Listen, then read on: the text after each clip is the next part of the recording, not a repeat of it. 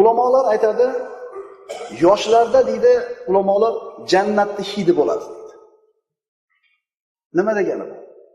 Hamma payg'ambarlar o'zini qavmiga risolatni ko'tarib kelganda birinchi bo'lib qabul qilganlar yoshlar bo'lgan. Yoshi ulug'lar qabul qilishdan bosh tortishgan. Nima uchun?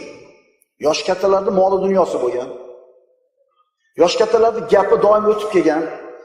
Qavmning ichidagi ishlarni o'zini xohishi bilan bajarib, xohlagan ishni qilib o'rganib qolgan kattalar itoat qilishmagan. Chunki o'zlarining manzilatlaridan qo'rqishgan. Gapimiz o'tmay qoladi degan narsadan xavotir qilishgan. Shuning uchun asarlarda keltirganidek, innalloha la yubahil malaikata bish-shabil mu'min. Alloh taolo farishtalarga mo'min yigitni maqtaydi.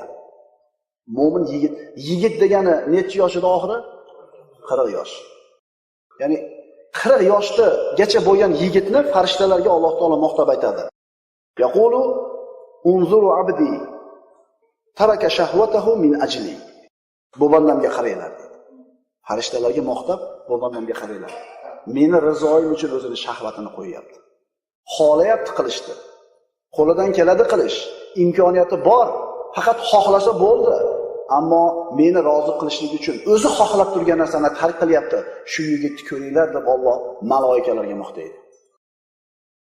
Alloh taolo aytadi hadis qudusiyda, "Uhibbu salatan va hubbi li salatin ashad." 3 kishini yaxshi ko'raman.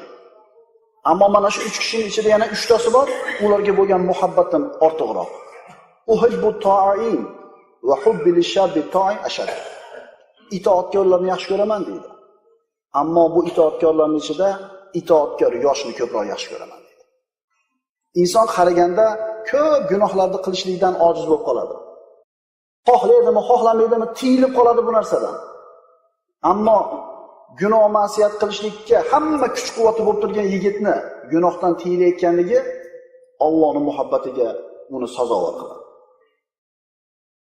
Imom Daylami keltirgan hadis: "Man balagha 40 va lam yaghlib khayruhu sharruhu falyatajahhaz ila an-nar."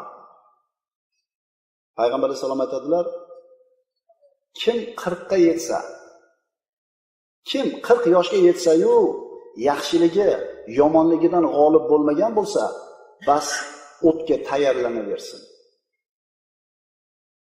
40 ga kirib yaxshiligi yomonligini yeymagan bo'lsa, jahannamga tayyorlanaversin.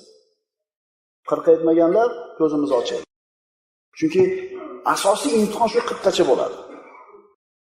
Chunki ham imkoniyat bor, kuch-quvvat hammasi bor, hamma imkoniyat. U yo'qligida zino qilmaslik hech narsa emas. Holada ishlayapti, ketmon chopyapsiz. Ko'z zinosiga imtihon bormi? Yo'q. G'iybatga imtihon bormi? Yo'q, hech kim yo'q. Qayerda bo'ladi imtihon? O'sha narsaga sharoit bo'lganda o'zingizni tiysangiz imtihon bo'ladi.